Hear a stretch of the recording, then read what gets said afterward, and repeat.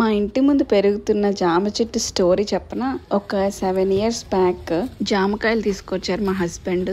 కొన్ని తిన్నాను, ఒకటి మాత్రం మర్చిపోయాను తినడం. బాగా పండితే నేను అస్సలు తిన్ను. సో ఏం చేయాలో తెలియక సరే ఎదురు కొంచెం ఖాళీగా ఉంది కదా అక్కడ వేద్దాం అనేసాను. కొన్ని డేస్ కి చిన్నగా మొలకలు వచ్చాయి. వావ్ భలే వచ్చినాయి కదా అని హ్యాపీ ఫీల్ అయ్యాను. అండ్ రోజు చెట్లకి నీళ్లు పోస్తా ఉంటాము. గ్రాఫ్టింగ్ చేస్తే చిన్న చెట్టుకి మంచిగా కాయలు వస్తాయి అంట. నేను అసలు ఏమీ చేయలేదు. ఆ చెట్టుకి వచ్చినప్పుడు నా కాయలు అని అనుకున్నాను. మేము మైసూర్ వెళ్ళాము, అప్పుడు వచ్చినాయో లేదో నాకు తెలియదు కానీ మేము 1 year బ్యాక్ నుండి మేము మా ఇంట్లోనే ఉంటున్నాం ఇప్పుడు. సో ఈ ఇయర్ చక్కగా ఇన్ని కాయలు చెట్టుకు చూస్తే ఎంతో హ్యాపీ అనిపించింది. భలేగా వచ్చినాయి కాయలు అని. వచ్చిన కాయలు చూపిస్తున్నా. ఫస్ట్ మేము తిని చక్కగా ఎంజాయ్ చేసాము. చాలా అంటే చాలా బాగున్నాయి. గింజలు తక్కువ, కండ ఎక్కువ ఉండి స్వీట్ గా ఉండి చాలా అంటే చాలా బాగున్నాయి. ఈ జాంకాయ చెట్టుని జాగ్రత్తగా చక్కగా మంచిగా పెంచాలి అంటే ఏమన్నా టిప్స్ ఉంటే చెప్పరా ప్లీజ్. ఫ్రూట్ మంచిగా ఉండాలి, పెద్దగా పెరగాలి అంటే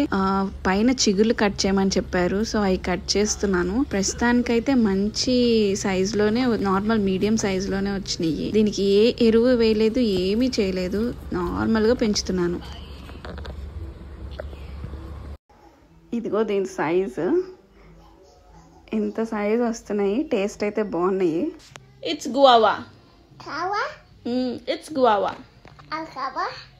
It's guava.